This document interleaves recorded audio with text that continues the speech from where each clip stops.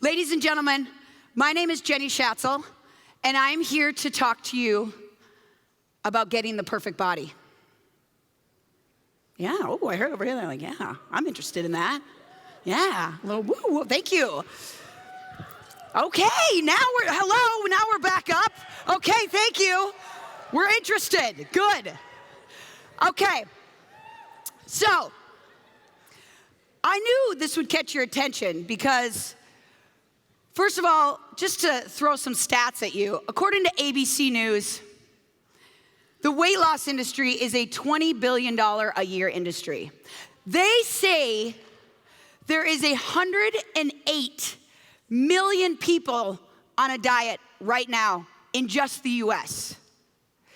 They said the average person does 4 to 5 diets a year, trying to create their perfect body. Now, these stats are they're actually a little outdated. I think I got this from 2012. So I was really thinking I needed to come with some hard-hitting data, some 100% accurate facts. And where do you go when you need some hard-hitting data? Hashtag Instagram. So I hashtagged the perfect body to see what would come up on Instagram. Needless to say, I can't show it up here. So I said, come on. Yeah. So according to Instagram, the perfect body is a lot of skin, a lot of inappropriate poses, a lot of selfies, and it's determined on the amount of likes you get on your picture.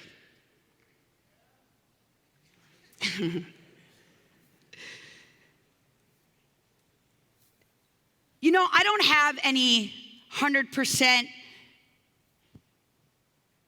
research and data and stats that says the perfect body is this height and weight and body fat. But what I do have and what I do know are these people. I have witnessed hundreds of people create their perfect body based on what I'm about to share with you. And today, I'm gonna share my story. Oh, you haven't even heard it yet. You're that excited? Okay, here we go. Let's go for the journey. Okay, I'm gonna take you back to when I was in high school. Now, not yet. If you can't tell by this, I'm from Minnesota.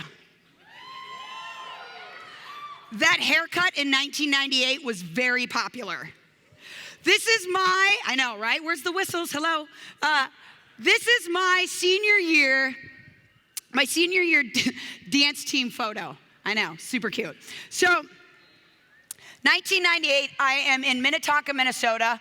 I'm 18 years old, and I didn't get accepted to the college I wanted to go to. And when I didn't get accepted to college, I packed my bags and I drove out to California.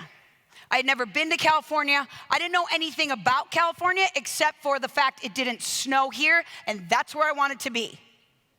Yeah. So I moved to California, and 2 weeks after being here, I called my mom bawling. And I said, Mom, I don't look like the other girls here. I have short hair, they all have long hair. I wear sweatpants to the grocery store, they wear mini skirts. I have nothing to wear, I don't fit in, I want to come home. My mom said on that day, Jenny, you wanted to go out to California, you have to stay out there for at least 1 year. And in 1 year, if you want to come home, you can, but you have to stay out there for 1 year. Really quick sidebar, my mom is in the audience, and I'd love a round of applause for all you hard-hitting, loving, tough-loving mothers out there. We've all got them. We all love them. Woo-woo. So thank goodness my mom said that, because, hello, obviously I'm still here. You're going to hear a lot about my mom today, so. Obviously I ended up staying, and I started going to school. I didn't really know what I wanted to do in life. I knew that I loved music, I love people, I love energy. If you can't tell, I'm kind of a loud person. And I was going to school, and I couldn't afford a gym membership, and I really wanted to take classes, and I love to work out. So I got a job at the front desk of a local gym. And working the front desk allowed me to take all these group fitness classes. So there was the group fitness director in Santa Barbara, California. Her name is Shanda Fetter. And Shanda, to me, was the most incredible person. She had the greatest body I'd ever seen. She had confidence like I've never seen in a woman. She demanded the respect and attention of a room. I loved her. I wanted to be her. I took every single class she taught. And one day she comes up and says, "Hey, Jenny, I noticed you have rhythm. People seem to like you. And I really noticed that you're pretty loud. So I want to teach you how to teach. I think you'd be a great teacher." And the moment she said this to me, I have to be honest, my initial reaction was, no way. I didn't look like Shanda. I didn't have her body. I didn't have her confidence. There's no way I could command a room. I could not do what this woman was doing. But you know what? I was given an opportunity, and so I took it. So we did months of training. She taught me how to teach cardio kickboxing, spinning, group fitness, and on my first day to teach, she taught the first half, and I taught the second half of my first class. The room was packed.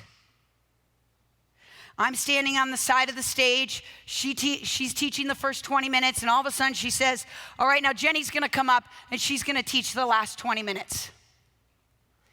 And I get up on that stage, and I'm shaking, and I'm trying to have all the confidence I can. And in the first 5 minutes, I start teaching, I start moving, and I notice people start leaving.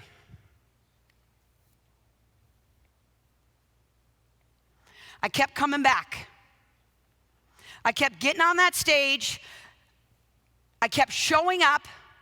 I kept teaching, and people kept leaving. One day I'm standing behind the front desk, and Shanda comes up and says, the comment box is full of cards, and they all have your name on them. And she starts reading them one at a time. Jenny's too loud. Well, duh. Jenny plays her music too loud. Jenny's not always on beat. Jenny's too loud. Jenny's too loud. You get the point. So as she's reading these cards, I could feel my eyes welling up. And I looked her in the eye and I said, "Are you trying to hurt my feelings? Are you trying to make me quit? Because if that's the point you're trying to make, I'm there."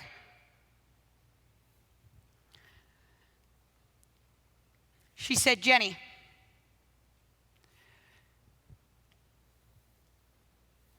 do you love this? Do you like teaching? Do you like music? Do you like people? Are you passionate about this?" And I said, "Yeah, I am." She said, not everybody's going to like you. Do you like you? At that moment, my life changed. The next class I taught, I owned it. I stopped trying to be who Shanda was. She said, stop trying to be me. Be you. Whether people like it or not. My class became so popular, it was like a VIP nightclub. You had to wait behind the line to get on in. It was, yeah, right? It was packed. And I would tell you, it was a party. You guys are fun over here. Yes. So things started to go really well. I owned who I was. You know what? I owned my loudness. Whether people liked it or not, it's part of who I am. And I decided at that moment I was going to start to just be authentic. Because the people who are drawn to it are there for a reason, and the people who aren't, that's okay. So I also realized this is my passion in life. And I believe when you follow your passion, you find your purpose. So I followed my passion. And over the next couple years, I went into personal training. I started my own business. And 3 years ago, I opened my own fitness facility in Santa Barbara, California. Thank you. Yeah, it's pretty awesome. If you guys are ever there, come in for a class. You will love it. I won't make you stand in line. No, I'm just kidding. Okay, so I started my own fitness facility in Santa Barbara, California. And this was 3 years ago. So we're not quite to today yet. And these are my parents. Oh, did you love that? They're here. We already said that. These are my parents. I think, okay, greatest people in the world. Yeah, right? Good looking people. And so I opened my own facility, and this story is actually about my mom, who, in my opinion, is the greatest person in the world. Hello, she created this. Right? Yeah, thank you, Mom. Well done. So I opened my own facility, and my mom comes to visit. My mom comes out from Minnesota, and she comes to visit, and she walks in, and the first thing, I'm standing there. This is my own place. I'm so proud of myself. I'm so excited. The person that I love the most in this world is coming to see me, and she walks in, and she says, Jenny, oh my gosh, I'm so proud of you. And I know I need to lose weight.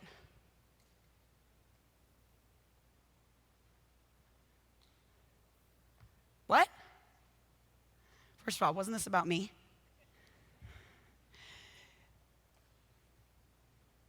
You know, the whole weekend goes on like this.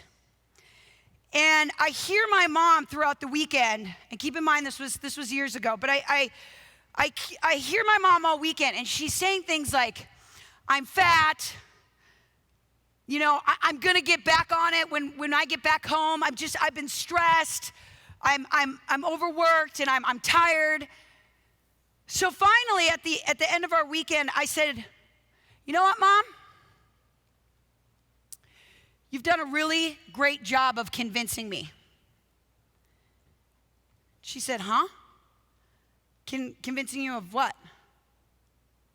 Said, you've done a great job of convincing me that you're fat and you're tired and you're stressed. At that moment, my mom said something that opened my eyes. She said,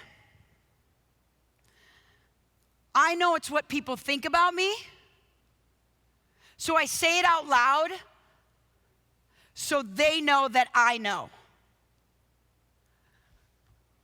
What?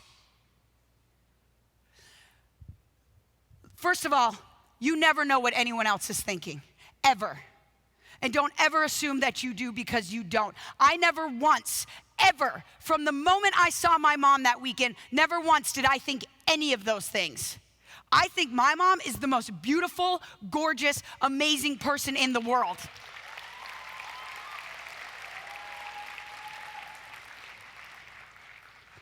But here's the thing. Does she think that?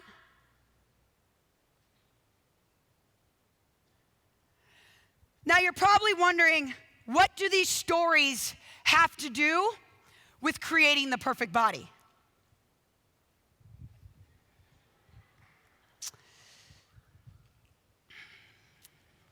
They have a lot to do with it.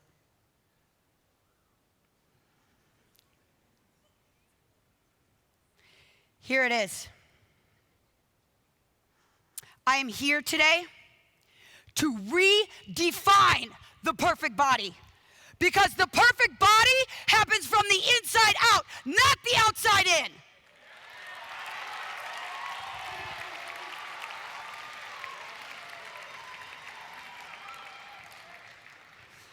A number on the scale, your pant size, the captain of the football team, these things don't create and this isn't the perfect body. The perfect body starts with 3 things. 1, we have to stop comparing ourselves to other people. It doesn't matter if you want to wear a mini skirt or sweatpants to the grocery store. Who you are is who you get to be in this life. The body that you were blessed with, guess what? You don't get to switch that with anyone else. So we have to stop wasting our energy and our time looking at other people and wishing we had what they had, because you can't have it. Who you are and the body that you were blessed with is exactly where you are supposed to be. And who you are, guess what? Nobody else gets to be you. And that is your superpower.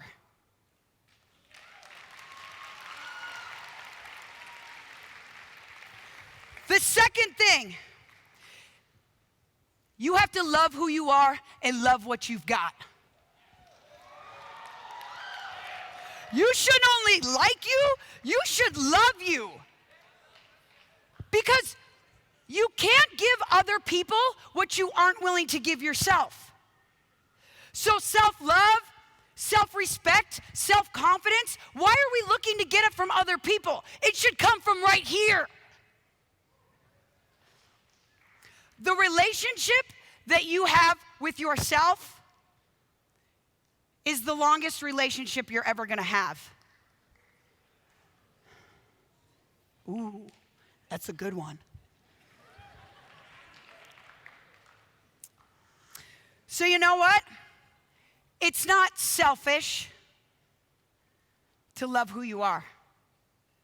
It's not selfish to take care of you. It's actually your responsibility. And the third thing is, we have to change our I am statement. I know people who, before they've even got out of bed, the first thing they say, they get up, they get out of bed, oh, I'm so tired. Your day hasn't even started. You haven't even done anything. You're tired from sleeping?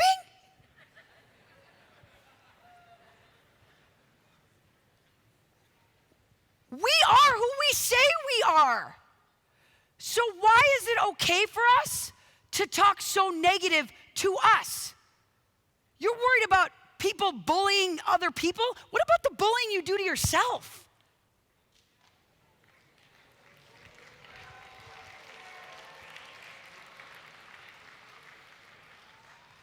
You know, we get up and we get out of bed and we say, oh, I'm so tired.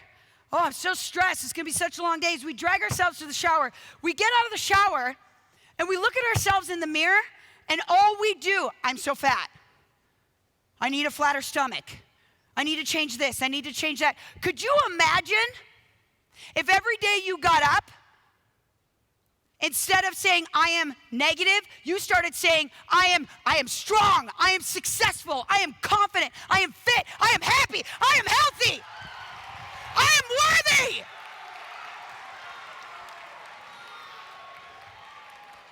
Yes.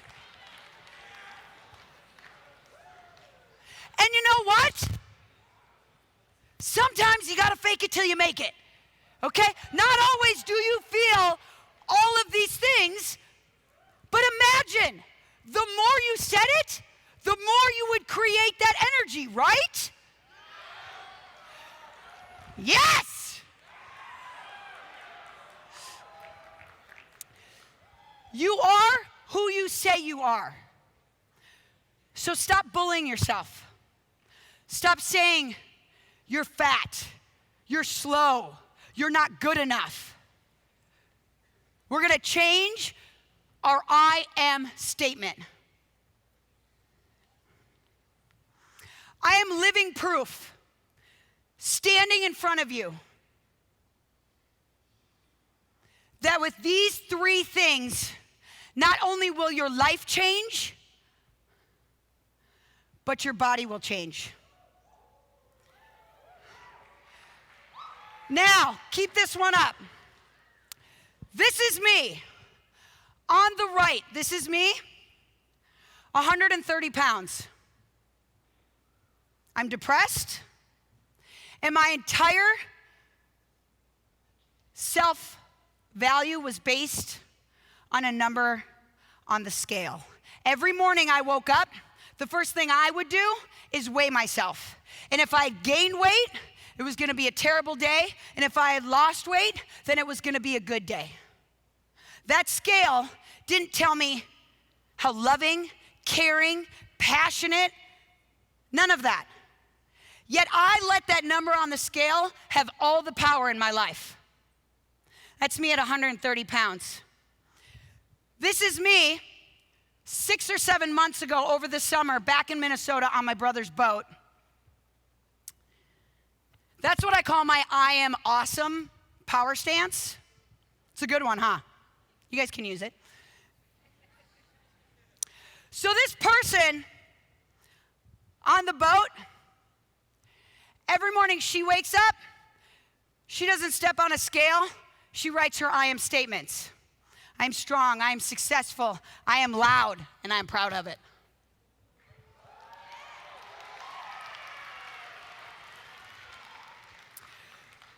So the person on the right is 130 pounds. The person on the left is 145 pounds. So if you're a little slow in math, I'm 15 pounds heavier in that swimsuit. Right? Thank you.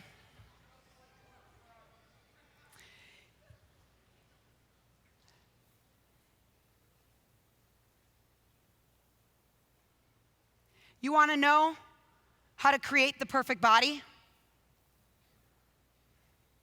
You already have it.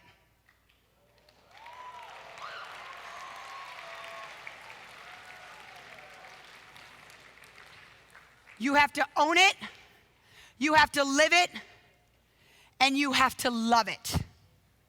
So, here's what we're gonna do.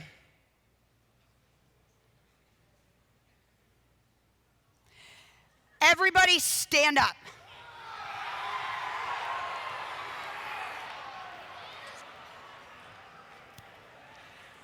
Okay, really quick, even before that, everybody turn to your right and left and give them a high five. Woo!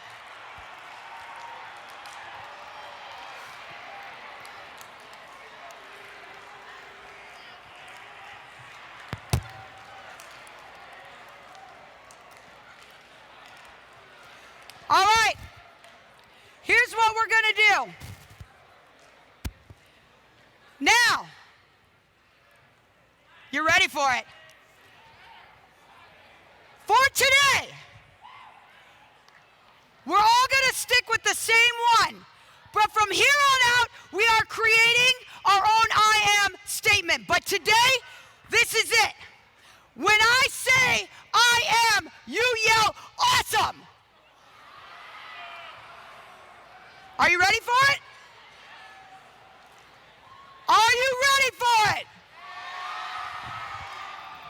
see how this goes. Here we go.